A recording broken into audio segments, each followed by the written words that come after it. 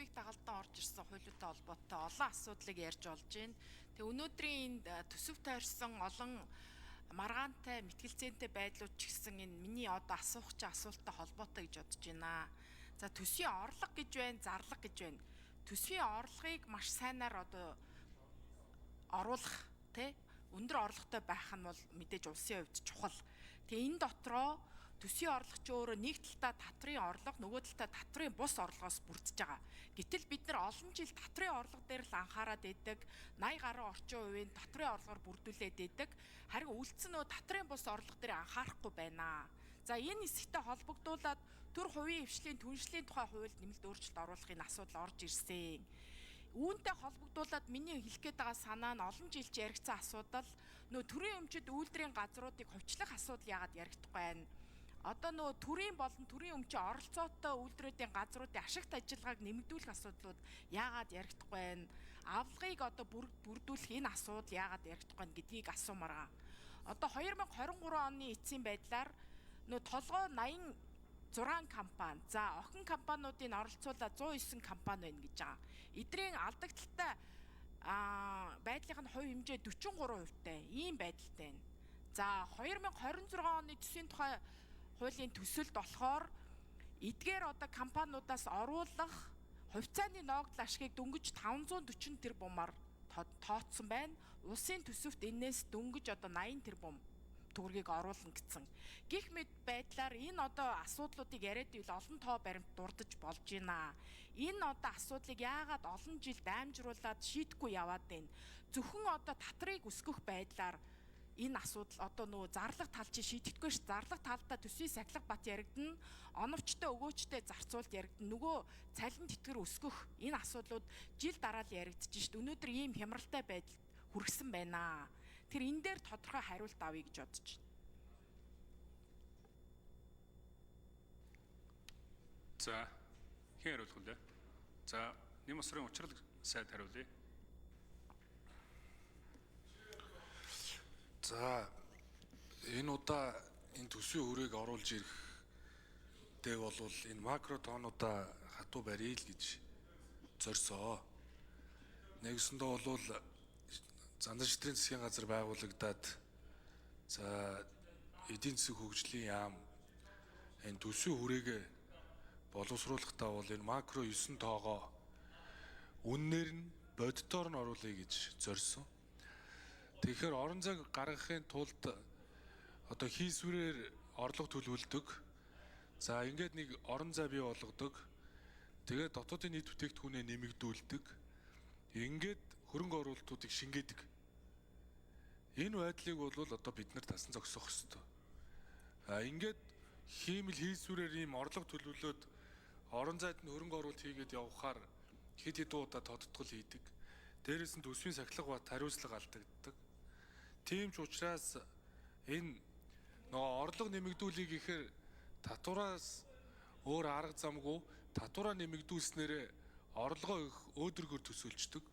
Тэгээ эхлэхээр тэр тэнцвэржүүлсэн орлого GDP-гийн харьцаа нь ингээ 37 хүрээд эхлэхээр хувийн хвшил ажиллах ямар ч орон зай байхгүй. Тийм учраас энэ харьцааг бууруулж чадах юм бол энэ дунд бол тэр нөгөө татврын шинжил хийх юм байна л гэж зорьсон. Тийм учраас сая их хурл ажлын хэсэг байгуулан ажиллаа. Энэ хүрээнд ч гэсэн засгийн газрын зүгээс бол бидний макро тоон дээр бол хөдөлгөөн байхгүй.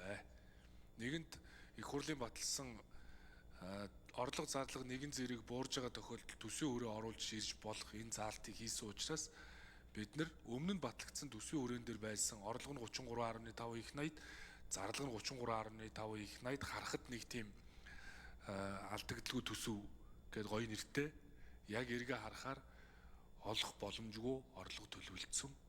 Тэгээд зарлага нь яг түүнтэйг адилхан зардаг.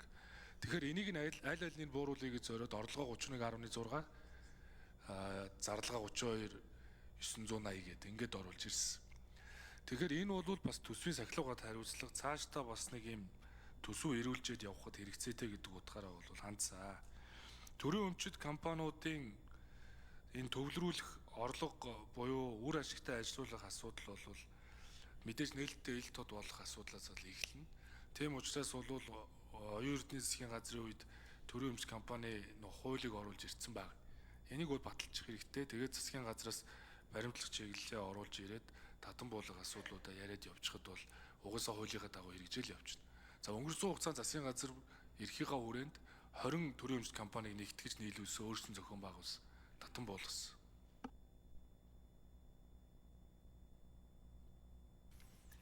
За саруус за тодруулъя. За хариултыг яг сайн ойлгосонгүй нэлийн тойруу явчих шиг боллоо тий. Төсвийнхаа тухай ярьцсан уу? Яаж хандсан? Хамгийн гол нь миний хэлэх гээд байгаа санаа нь татврын орлогыг заавал энэ хэмжээнд нь барих албагүй шүү дээ. Төсвийн одоо орлого талт чинь татврын орлого, татврын бус гээ ингээ явж байгаа шүү дээ, бүтцэн. Тэгэхээр харин ч бизнес эрхлэгчтэй боломж олгоод тэр нөт мөт инээдрэгээ хугацааг нь наашлуулах эсвэл босхыг багасгах энтергээд боломжууд байсан. Тэрнийхээ эсрэг нөгөө талд нь татрын бус орлогоо нэмж болноо. Энэ тал дээр яагаад ажиллахгүй олон жил алдчихваа.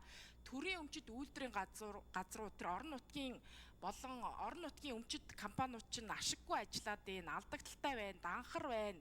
Яг өгөөчтэй ажиллаж чадахгүй байгаа юм чи хувьчлаа гэж энэ асуудлуудыг хөндөд дээ шүү дээ. Энэ аягүй олон жил яригдсан. Зөвхөн одоо энэ уул уурхайн салбарын янз бүрийн компаниуд чинь дотроо хөндөж байгаа ганц хоёр том одоо аж ахуйн нэгжүүд. Тэрнээс гадна одоо 109 компани орон нутгийг За учрал сайд тодруулъя. За төрийн өмчт компаниудыг нөгөө дуудлага худалдаагаар олон нийтийн санал болгох, за эсвэл татан буулгах, өмчийг нь зарж борлуулах гэд энэ төрийн өмчт компаниудын өмчлийн орлого бол төсвийн орлого талд нэмэгдэж угаас хуулиар ордгоо. Төсвийн хуулийн 23.12 байхгүй. Өмч хөвчлийн орлогыг төсвийн орлого хэсэгт бүртгэхгүй. Төсвийн алдагдлыг санхүүжүүлэх их усүр талд нь бүртгэдэг. Тийм учраас бол энэ өөрөө нөгөө өмч хөвчлийн орлого болвол өөрөө төсвийн орлого хэсэгт бүртгэгддэггүй. Тийм учраас зүгээр яг татврын бус орлого дээр Жавхлан сайд бас нэмж хариулах баг.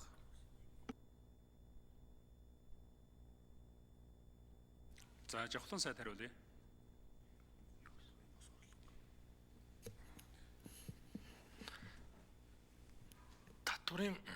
Татврын бус орлого манай дээр өмнө мөксөл гүшүүнийг асууж ирсэн тий. Тэр ихний хэлцүүлэлээр асууж ирсэн гэсэн санагдах юм. Тий, татврын бус орлого манад их бага үйлдэлтэй. Тэгээд татврын бус орлогыг одоо нэмэгдүүлэх ямар боломж байдгийг тэрүүгээр одоо төсвийн орлогыг нэмэж гисэн ийм асуудал хөндөгдөж ирсэн. Тэр энэ татврын бус орлого маань өөрөө юм хөтөртэй орлого биш шүү дээ. Нэг удаагийн шинжтэй ийм л орлогууд байдаг. Тэрийг бид одоо өндөр одоо орлогын их усүр гэж төлөвлөх нь өөрөө маш эрсдэлтэй. Хамгийн эрсдэлтэй зүйл. Татврын бус орлогууд нь орж ирвэл одоо сайн л үз. Одоо тэр чинь жишээ нь одоо татврын одоо юуны торгуулийн орлого бай. Татврын бус орлого. Одоо бид нар айгүй их торгоод өгнө. Тэгээд одоо орлогоо нэмэгдүүлнэ гэлтэй нь биш. Нөгөө талдаа нийгмийн одоо энэ зохион байгуулалт энэ талдаа бол тэр торгуулахгүй байх нь л одоо нийгэм өөрөө зүй явж байгаа л суурь шүү дээ. За саруул сайхны